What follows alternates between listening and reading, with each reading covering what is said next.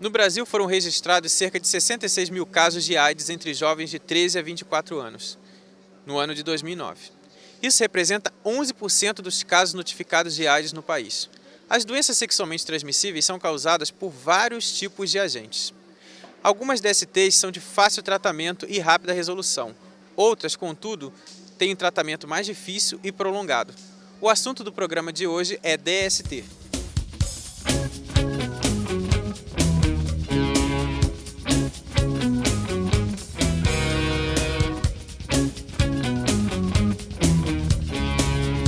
Algumas DSTs podem não apresentar sintomas, tanto no homem quanto na mulher.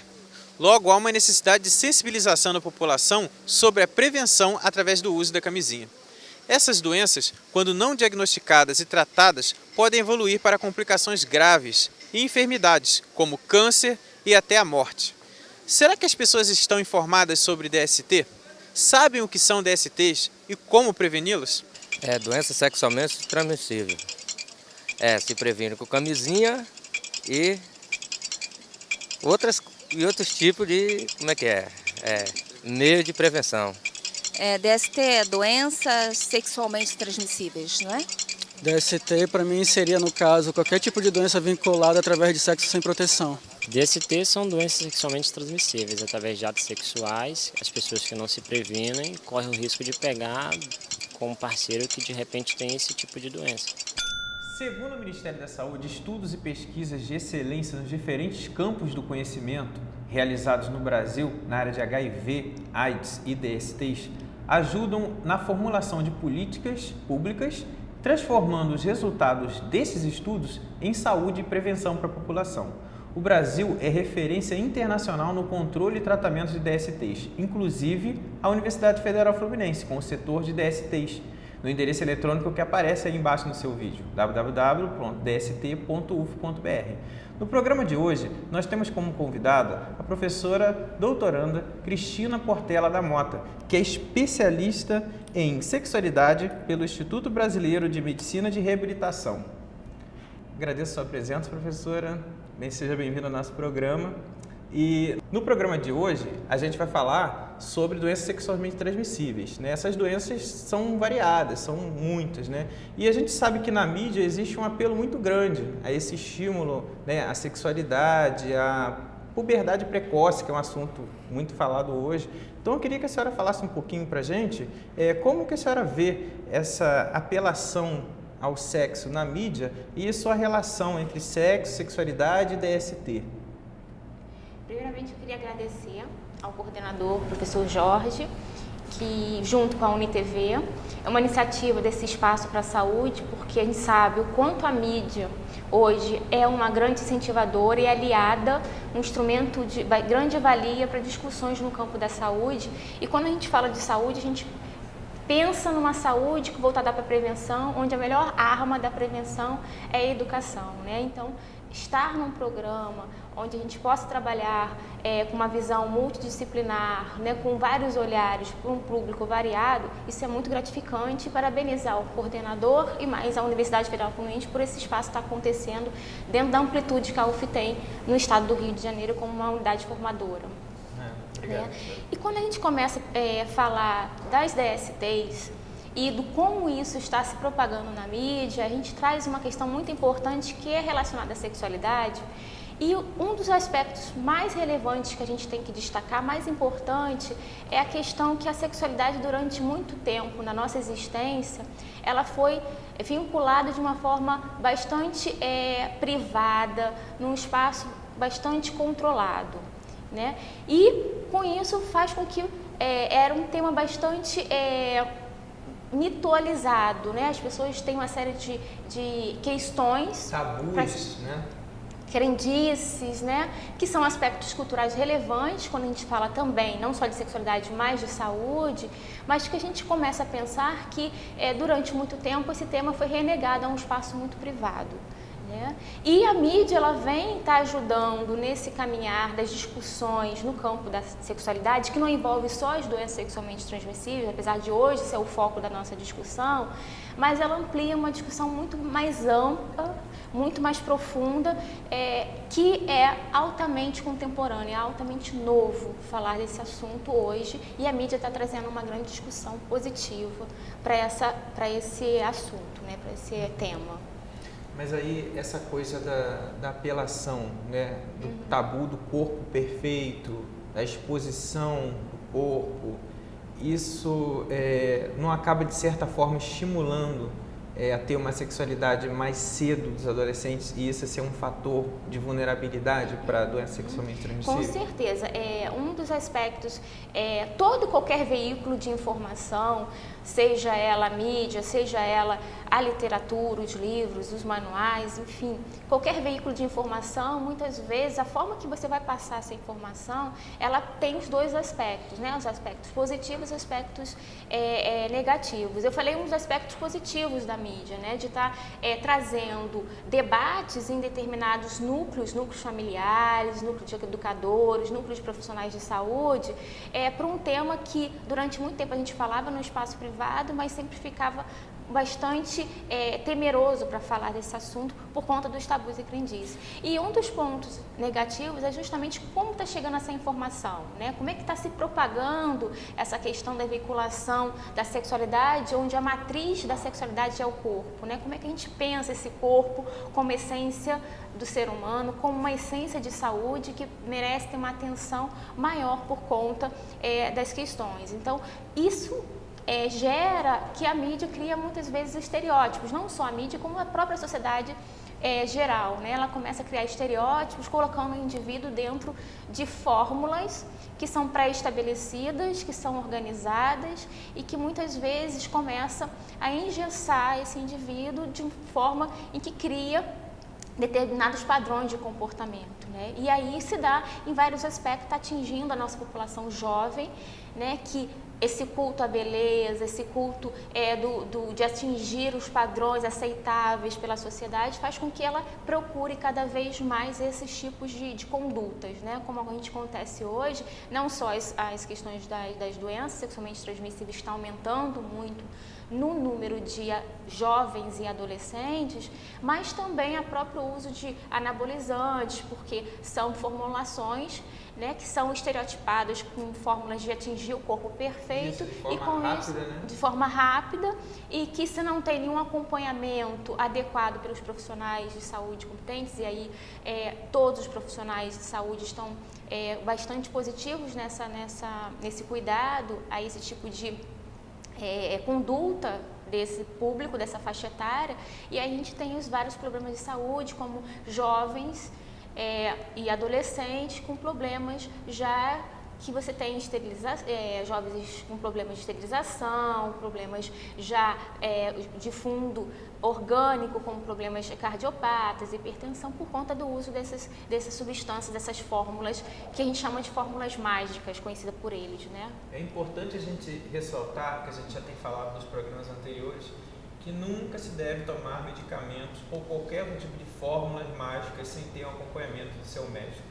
Então, isso é muito importante a gente sempre ressaltar, porque as pessoas acham que frequentar a academia e não consegue ter o corpo perfeito, como a professora Cristina coloca, vinculado à mídia, de conseguir, né, ter aquele corpo ideal, desejado, como a mídia traz, né? E aí a pessoa acaba utilizando drogas, né, digamos assim, que são proibidas para determinada até faixa etária, levando até problemas mais graves, como a professora coloca, esterilização, né, não poder mais ter filhos, né?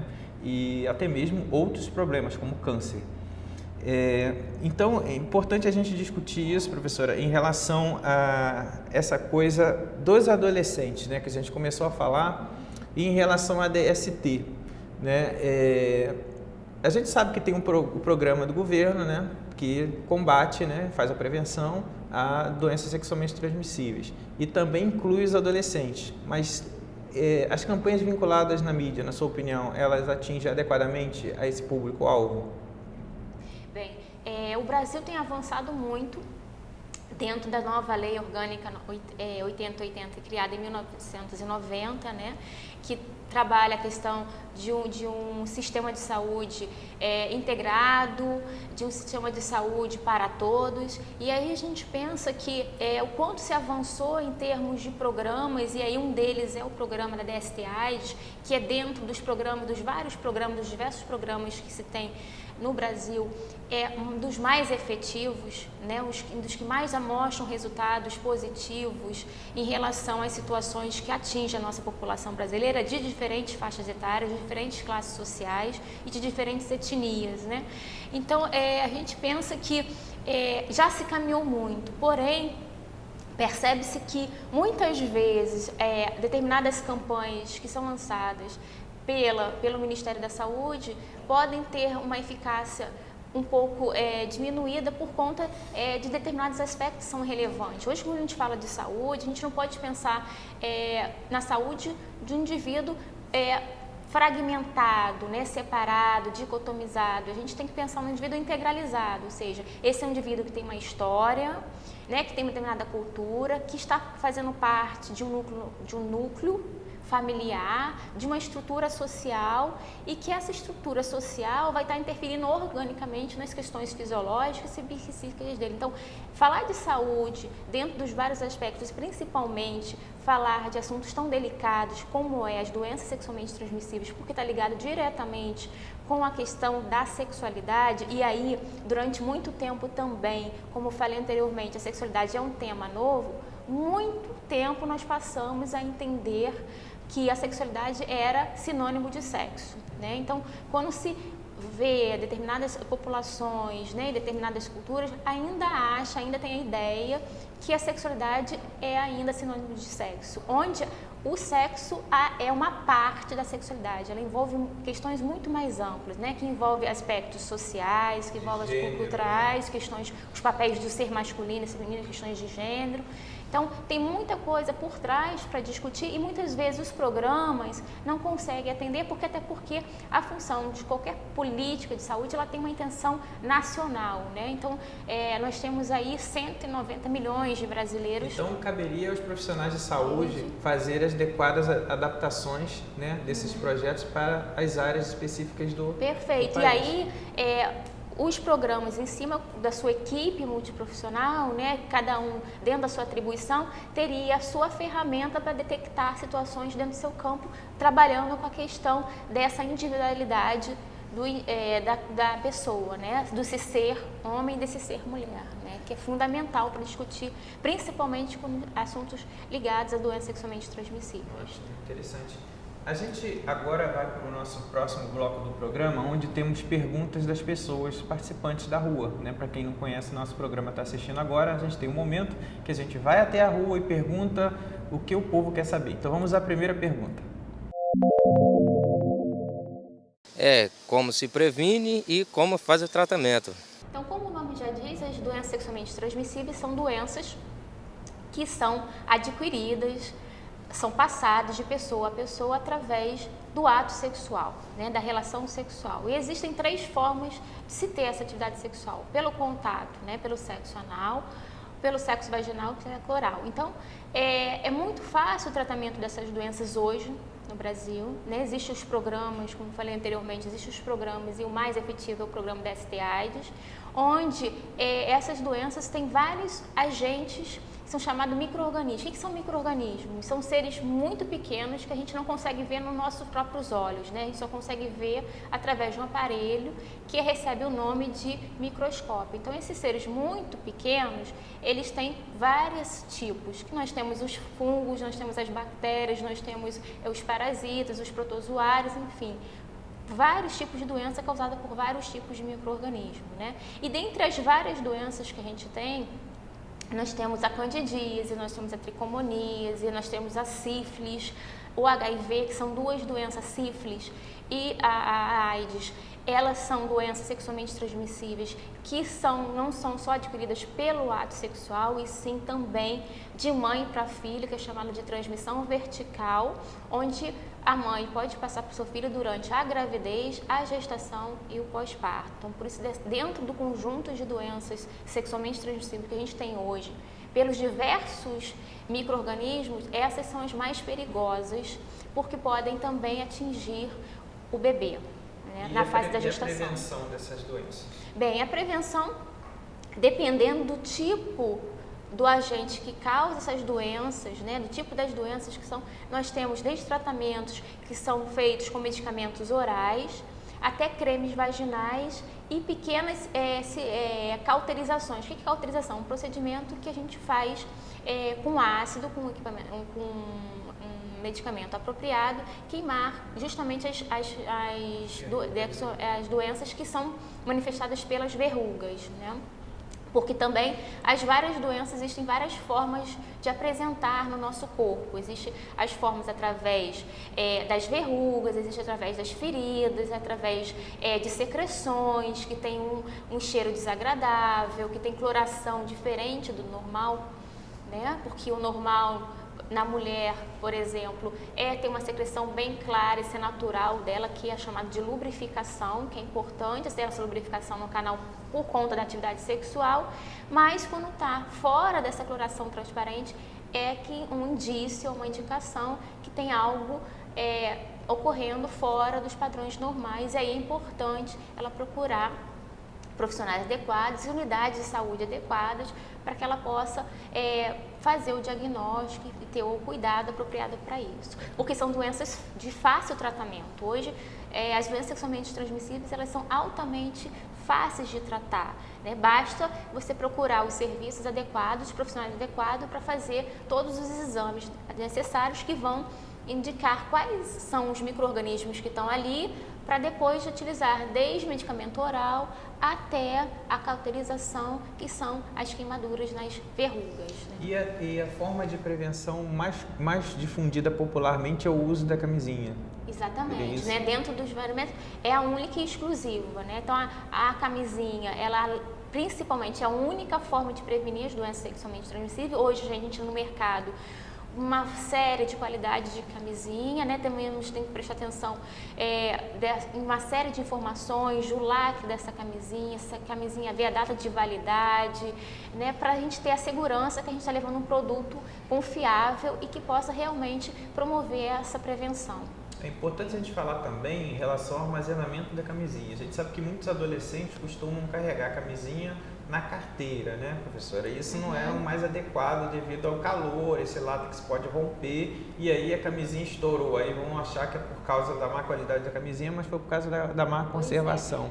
Isso é muito comum nos jovens. Então, como essa camisinha é colocada na carteira, muitas vezes ele pode sentar, né? Na hora de sentar também faz uma pressão ali naquela região que pode estufar aquela embalagem. Aí você danifica o produto que está ali, que é a camisinha. Então, você pode realmente perder toda a função dela de proteção, né? Então, ter muito cuidado, né? De onde você vai colocar a camisinha, onde você vai armazenar, ter o contato, ver a validade quando for comprar, da onde você está comprando, né? Procurar sempre comprar instituições. Hoje, o Ministério da Saúde tem nas unidades básicas de saúde o serviço da ST/AIDS que promove a liberação, né, gratuitamente das camisinhas. Então, isso é um passo também em nível das políticas públicas voltadas para o programa de DST/AIDS. Então, quer dizer, é muito importante a gente enfatizar isso. Então, um ponto também que eu quero destacar é que o aumento do número de DST/AIDS e principalmente dentro da DST/AIDS é o caso do HIV, que leva a AIDS nos jovens e adolescentes, é justamente porque existe desde 1996 o tratamento antirretroviral, né? O que é isso? Isso foi uma solução muito positiva, apesar de a gente saber que a AIDS ainda é uma doença que não tem cura, porém a expectativa de vida aumentou muito e a qualidade de vida dos portadores do vírus também, né? Então hoje a gente tem portadores que vivem 20, 30 anos com vírus e que não tem a manifestação da AIDS, né? Porque a AIDS ela não tem uma manifestação, não tem um sintoma específico, né? Um conjunto de sintomas que vão estar ligados desde pneumonia, tuberculose e até as outras DSTs. A entrada do HIV pode levar a outras DSTs. Isso é muito interessante, né? É interessante a gente falar que o nome AIDS já vem disso mesmo, síndrome da imunodeficiência adquirida. Então, essa fraqueza do sistema imunológico já vai levar a pessoa a desenvolver outras doenças que são chamadas oportunistas. Vamos à segunda pergunta agora. Olha, eu tenho uma dúvida, porque eu tenho muito medo de ir a banheiros que não sejam de pessoas conhecidas, na minha casa, ou de pessoas conhecidas. Se, por exemplo, a pessoa urinando, aquela urina que cai e que possa voltar, né, e ficar nos órgãos ou mesmo na perna, se pode pegar alguma doença?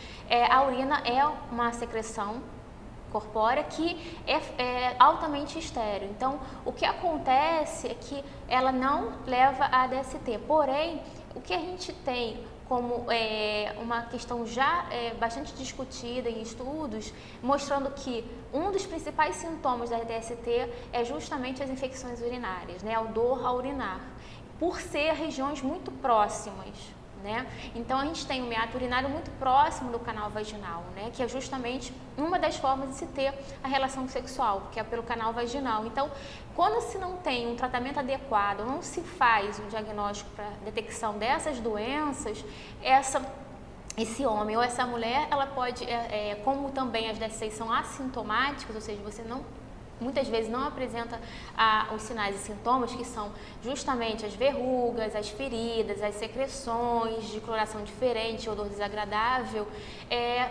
pode conviver com as pessoas de forma natural, né? E aí levar a ter outro sinal, que é justamente a dor ao urinar. Então, justamente as pessoas podem ter esse entendimento. Por favor, traga aqui o álbum seriado para a professora explicar para a gente. Então, só para mostrar, ilustrar sobre as doenças sexualmente transmissíveis em relação ao ato de urinar, que eu falei que não se transmite DST ao ato de urinar, porém, uma das sintomatologias, né, é justamente a dor urinar, porque essa região dos órgãos genitais, no caso aqui da mulher, está muito próximo ao meato urinário, que fica na região aqui embaixo. Então, quando se faz o tratamento adequado, você tem uma facilitação desses micro-organismos levando. E no órgão masculino, professora? Tá? E no masculino é mesmo muito semelhante, né? Então, a gente também tem no pênis ali a uretra, que é por onde sai a urina, né? Então, ali também é uma região que pode se manifestar a dor ao urinar. Então, tanto homens como mulheres podem ter como sinais de DST justamente a dor ao urinar. Vamos a outra pergunta, então. A questão, assim, entre homem e mulher. Por exemplo, se há doenças que, por exemplo, no homem são assintomáticas e em mulheres, no caso, esse sintoma ele se manifesta, entendeu? E vice-versa, se existe isso, entendeu? Existem, sim, doenças sexualmente transmissíveis que são assintomáticas, ou seja, um homem ou mulher pode ter esses micro-organismos, que são os vírus, ou as bactérias, ou os parasitas ou protozoários, que vão levar às várias doenças, mas não ter as diversas sintomatologias, né? E aí é o que tem mais o perigo, né? Professora, poderia dar um exemplo de doença assintomática para o homem e para a mulher? Por exemplo, a gente tem muito o HPV, né? O HPV, muitas vezes, que tem as lesões, existe um tempo de manifestação desses micro-organismos no nosso corpo, né? Que é chamado de período de incubação. E muitas vezes a gente sabe que todo micro-organismo que entra no nosso corpo, nós temos como fosse chamados soldados sentinelas, né? Que são mecanismos de nossa proteção, né, que é dada pelo sistema imunológico. Se a gente tem um bom sistema imunológico que é fornecido através de uma boa alimentação, boas horas de sono, né, de condições de lazer, enfim, todas as qualidades necessárias para que a gente tenha condições saudáveis de vida, então muitas vezes esse homem, essa mulher pode não ter a manifestação. Interessante. Eu ia só perguntar sobre essa parte da sintomática e outra, o HIV, digamos assim, né, também poderia ser considerado, porque no caso o HIV não chega a ser a doença ainda a AIDS, mas a pessoa ela teria e não sabe, né? Então seria Exatamente. assintomático. Outra também, o HIV é uma doença sexualmente muito interessante porque o vírus, ele também, assim como outros tipos de micro-organismos, eles precisam desse sistema de defesa. Então, antigamente, quando foi descoberta a AIDS na década de 80, você tinha toda uma manifestação clínica visível no indivíduo, na pessoa, né? Então, você tinha aquela pele escurecida, você tinha aquelas lesões que a gente chamava de sarcoma de sarcópite, que são lesões na pele, você tinha emagrecimento de forma súbita e bastante intensa, e hoje, com os programas e com a medicação retroviral, hoje você tem indivíduos portadores do vírus e que não manifestam os sinais e sintomas, né? Consequentemente, não está desenvolvendo a AIDS, tem ótimas qualidades de vida, né? Vamos a mais uma pergunta, então. Os programas ou os projetos que os nossos governantes têm para poder investir no combate a esse tipo de doença e conscientizar mais a população sobre isso? Bem, o principal programa é o programa DST-AIDS, que hoje eles se separaram por conta da situação de epidemia do vírus, voltando a ser um dos principais agravos a questão da população juvenil, né? Então, hoje a gente tem um programa da DST e tem um programa da AIDS que funcionam de forma bastante efetiva em todo o território nacional, atingindo populações inúmeras pelo Brasil afora, né? Então, esses dois programas são os principais que atuam, né, na questão da DST no Brasil. E esse programa ele abrange toda a população, né? Abrange toda a população, de diferentes classes sociais, diferentes idades. E como a pessoa tem acesso à informação na sua cidade, onde tem um atendimento voltado? Aqui em Niterói a gente referiu até o setor da UF, mas na sua cidade a pessoa procuraria a Secretaria de Saúde ou o posto de saúde mais próximo, seria isso? Sim, hoje o nosso sistema de saúde trabalha com a regionalização, enfim, dependendo do município, do tamanho do município, a gente tem áreas administrativas que são localizadas nos bairros que compõem aquela região. Então, cada região, de acordo com o seu tamanho, tem unidades básicas de saúde, que a gente chama de UBS, né? E tem unidades hospitalares que têm o serviço ambulatorial, né? Então, indo a esse serviço, ali vai ter o setor que vão dar esclarecimentos de onde buscar o serviço de acordo com essa regionalização, com essa localidade. É uma rede integrada para o cuidado, né? Cobertura aí a portadores de DST ou AIDS. A gente tem uma pergunta aqui de encerramento, que é mais assim uma coisa de opinião para os nossos entrevistados, hoje aqui entrevistada a professora Cristina. Aí eu queria saber da senhora, na sua opinião, qual seria o grande desafio para o controle da DST no nosso país e por quê?